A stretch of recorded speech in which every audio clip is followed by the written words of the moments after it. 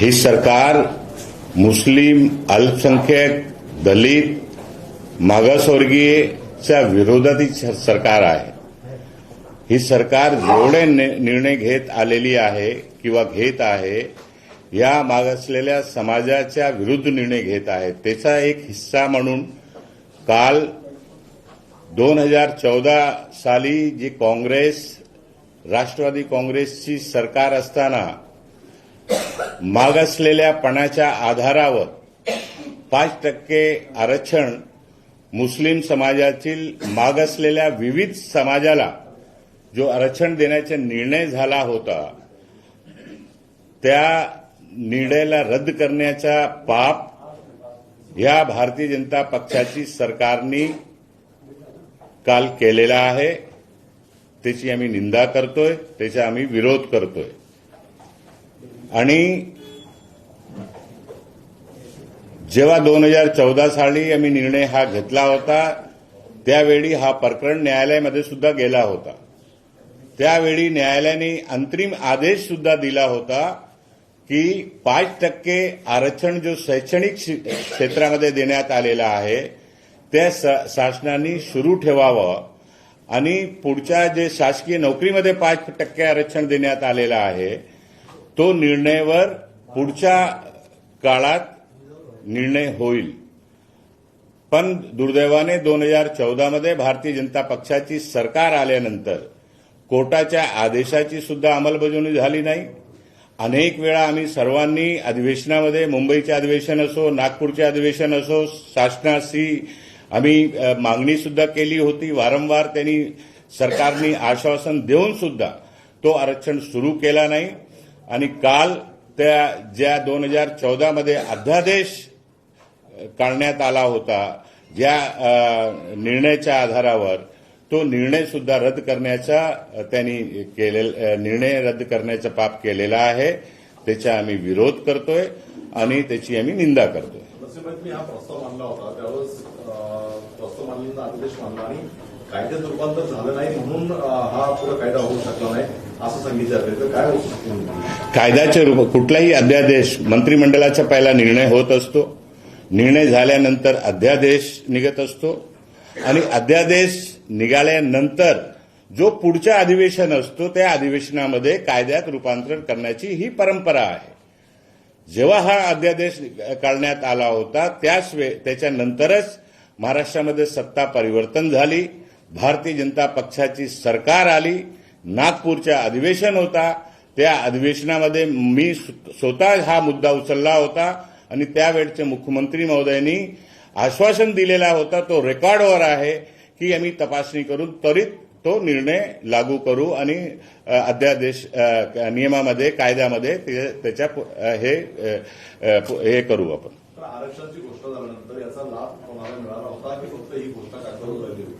काही महिने किंवा काही याचं नाही. त्या 2014 साली जेव्हा हायकोर्टाने निर्णय दिला, अंतरिम आदेश दिला की शैक्षणिक क्षेत्रामध्ये हा सुरू ठेवावा, तर शैक्षणिक क्षेत्रामध्ये ते वर्ष तो लागू झाला होता 2014 साली, 14-15 साली. आरक्षणचा लाभ मिळण्याची सुरुवात झाली होती 2014-15 मध्ये शैक्षणिक क्षेत्रामध्ये. किती महिने किंवा काही हा, तो शैक्षणिक वर्ष जो होता त्या वर्षामध्ये मिळाला, त्याच्यानंतर सुरू झाला होता. परंतु भारतीय जनता पक्षाची सरकारने त्याला 6 महिन्याची मुदत असती कुठल्याही अध्यादेशाला. अध्यादेश 6 महिन्यामध्ये जर कायद्यामध्ये रूपांतरित केली नाही तर दुसरा अध्यादेश काढला पाहिजे किंवा कायद्यामध्ये रूपांतरण केला पाहिजे. ते रूपांतरण केल्या नसल्यामुळे तो बाद झाला. तो हिंदू मुस्लिम ज्या प्रकारे सामाजिक प्रश्न उपस्थित केले जाते आणि भारतीय जनता पक्षाकडून त्या सगळ्या पार्श्वभूमीवर हा सगळा निर्णय घेण्यात आलेला आहे आणि त्यांना मुस्लिम आरक्षण द्यायचंच नाही अशी त्यांची मानसिकता आहे. हा, मानसिकता दिसतोयच की.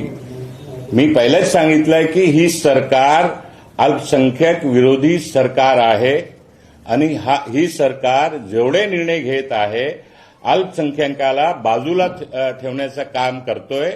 त्याचं उदाहरण आहे की जे स्कॉलरशिप अल्पसंख्याक समाजाला देण्यात येते त्याची मागणी 90 कोटीची आहे. 2023 बघा, 2024 बघा, 2025 बघा, आधी या वर्षाच्या 26 बघा तुम्ही. 90,000ची मागणी असून सुद्धा फक्त 20 कोटी रुपये रिलीज करण्यात आलेला आहे. अल्पसंख्याक विभागामध्ये भ्रष्टाचाराचा डोंगर उभा झालेला आहे. 70 ते 75 शाळांना अल्पसंख्याक दर्जा देण्याचा 5-5, 10-10 लाख रुपये घेऊन अल्पसंख्याक विभागामध्ये ते दर्जा देण्याचं काम आणि पाप सुरू आहे. तर अशी प्रकारची सरकार, ज्या सरकारची अधिकाऱ्यावर वचक नाही आहे आणि ज्या सरकारच्या काळात भ्रष्टाचाराचा बोलबाला झालेला आहे, अशी सरकारबद्दल काय अपेक्षा ठेवायचं हा प्रश्न निर्माण झालेला आहे. आणि भारतीय जनता पार्टीची सरकार या राज्यामध्ये दंगा घडवण्याचा प्रयत्न भारतीय जनता पक्षाचे नेते आणि त्यांचे सोबत असलेले जे संघटन आहेत, ते संघटन हे जाती जातीमध्ये तेढ निर्माण करून या राज्यामध्ये दंगली घडवण्याचा प्रयत्न करत आहे, असा दिसून येत आहे. हिंदी में जानना चाहेंगे, जिस तरह से सरकार ने मुस्लिम आरक्षण जो 5% था उसे रद्द किया है, क्या? देखिए, 2014 में कांग्रेस राष्ट्रवादी की सरकार के समय पिछड़े वर्ग के अंदर जितने भी पिछड़ेपन की बुनियाद पर मुस्लिम समाज के विविध जातियों को 5% आरक्षण शासकीय नौकरी और एजुकेशन में देने का निर्णय किया गया था. उसका अध्यादेश भी जारी कर दिया गया था. कुछ लोग अदालत में गए थे, कोर्ट में गए थे, कोर्ट में भी उसकी सुनवाई हुई थी. कोर्ट ने साफ कहा था कि मुस्लिम समाज में बहुत सारे वर्ग ऐसे हैं जो पिछड़े हैं, उनको मुख्य धारा में लाने के लिए अंतरिम आदेश मुंबई हाईकोर्ट के चीफ जस्टिस ने दिया था कि शिक्षा क्षेत्र में आरक्षण चालू रखा जाए. लेकिन 2014 में सरकार के बदलने के बाद, और 1 साल तक वो चालू भी रहा, लेकिन सरकार बदलने के बाद 2014 में जब भारतीय जनता पार्टी की सरकार महाराष्ट्र में आई, तो कांग्रेस के सरकार के कार्यकाल में जो निर्णय लेके अध्यादेश जारी किया गया था, उसको कायदे में रूपांतरण जो करना था, सरकार ने नहीं किया और अध्यादेश को लैप्स होने दिया. और तब से वो इसी तरह से चलते रहा. हम लोगों ने बार बार अधिवेशनों में मांग की और हमेशा उस मांग में यही आश्वासन मिला कि हम उस पर विचार करके और चालू करेंगे. लेकिन सरकार की मानसिकता अल्पसंख्यक विरोधी है, मुस्लिम विरोधी है. उसी नाते ये कल इन्होंने ये निर्णय लिया है, जिसकी हम निंदा करते हैं और जो उसका विरोध करते हैं. स्कॉलरशिप के बारे में आपने बताया कि मांग थी.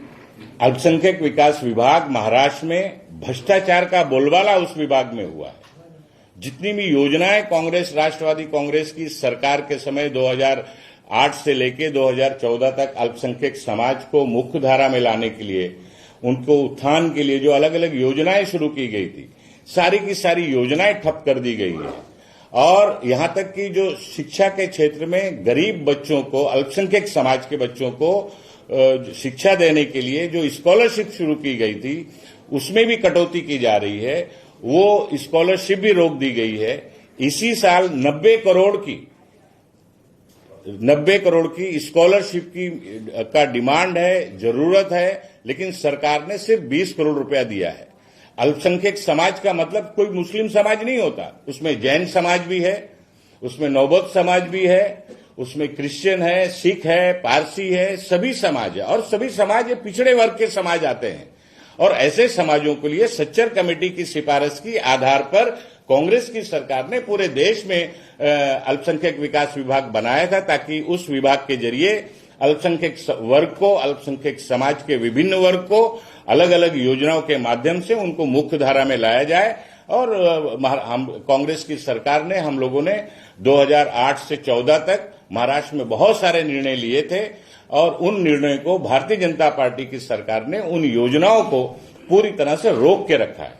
जिस तरह से 75 एजुकेशन इंस्टीट्यूट को माइनॉरिटी का दर्जा दिया गया और स्टेटस का, ये सवाल उठाए गए कि जिस दिन अजित पवार का प्लेन क्रैश हुआ, बिल्कुल जिस दिन राज्य के पूर्व उप मुख्यमंत्री अजित दादा पवार जी के साथ जिस दिन हादसा होता है सवेरे सवेरे, उसी दिन दोपहर को निवेदन लिया जाता है अल्पसंख्यक का दर्जा देने के लिए स्कूल को.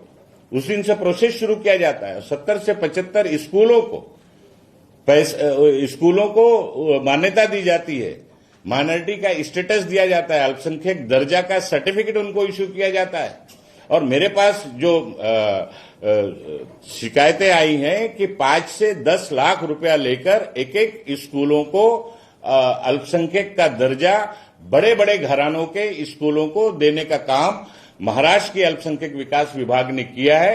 इसकी पूरी जांच जड़ से होनी चाहिए और इसकी सीआईडी और एसआईटी के मार्फत जांच होनी चाहिए और जितने भी अधिकारी हैं उनके ऊपर तुरंत कड़ी कार्रवाई की जानी चाहिए और उनके ऊपर एफआईआर दर्ज करके उनको अरेस्ट करके निलंबन करना चाहिए।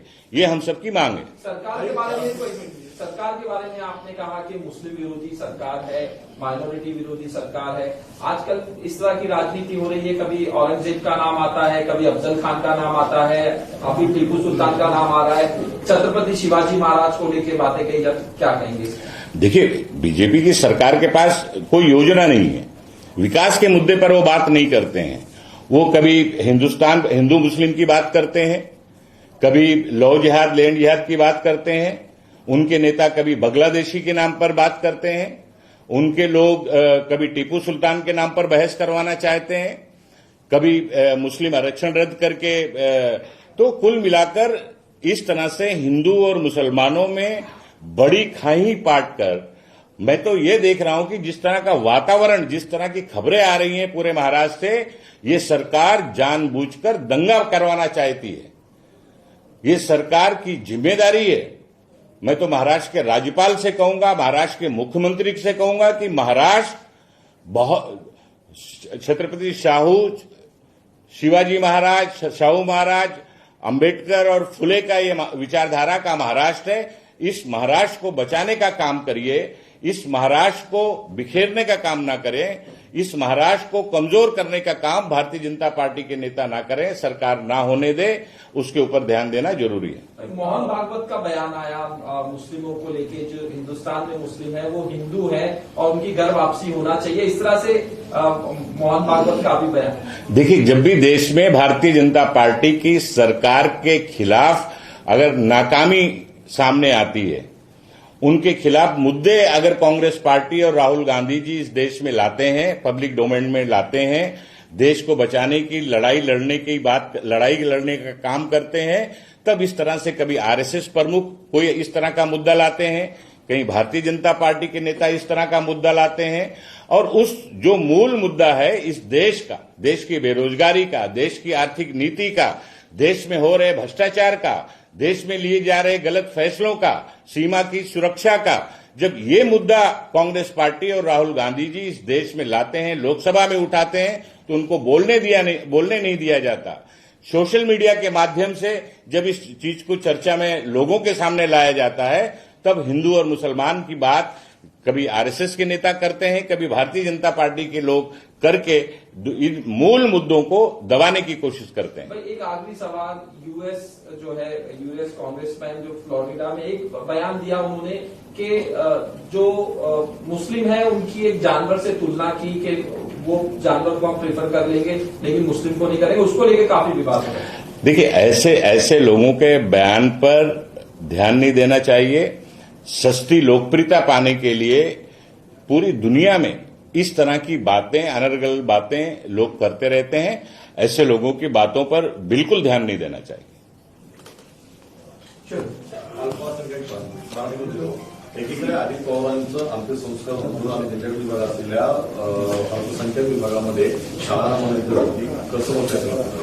नाही, तो भ्रष्टाचारचा अड्डा झालेला आहे अल्पसंख्याक विकास विभाग। ज्या दिवशी राज्याचे उपमुख्यमंत्री अजितदादा पवारच्या प्लेन दुर्घटना झाली सकाळी, त्याच दिवशी दुपारीपासून अल्पसंख्याक विकास विभागाच्या माध्यमातून वेगवेगळ्या मोठे घराण्यांच्या शाळांचा अल्पसंख्याक दर्जा देण्याचा निवेदन स्वीकारण्याचं काम सुरू झाला और 70 ते 75 शाळांना अल्पसंख्याक दर्जाचा सर्टिफिकेट 2 दिवस पूर्वी वितरित करण्यात आलेला आहे। याच्यामध्ये खूप मोठा भ्रष्टाचार झालेला आहे आणि माझ्याकडे तर माहिती अशी आहे की अल्पसंख्याक विकास विभागामध्ये मोठे मोठे घराण्याचे शाळाचे जे मालक आहे ते लोक अल्पसंख्याक समाजाचा हक मारून स्वतःचा भला करण्यासाठी 5 ते 10 लाख रुपये देऊन ते अल्पसंख्याकचा दर्जा शाळांचा घेण्याचं काम करतायत, जेणेकरून जे आरटीई ही देशामध्ये काँग्रेस सरकारनी, मनमोहन सिंगजीची सरकारनी 25% गोरगरीब लोकांना प्रत्येक शाळामध्ये मोफत ऍडमिशन देण्याचा जो तरतूद केलेला आहे, तर ती तरतूदशी सुटकारा पाहण्यासाठी हा अल्पसंख्याक दर्जा शाळांना घेण्याचं काम हे मोठे मोठे घराण्याचे शाळा करत आहे आणि ह्याची चौकशी झाली पाहिजे. अशा प्रकारचे जेवढे दर्जा प्राप्त शाळांना सर्टिफिकेट देण्यात आला असेल ते सर्व रद्द झाला पाहिजे.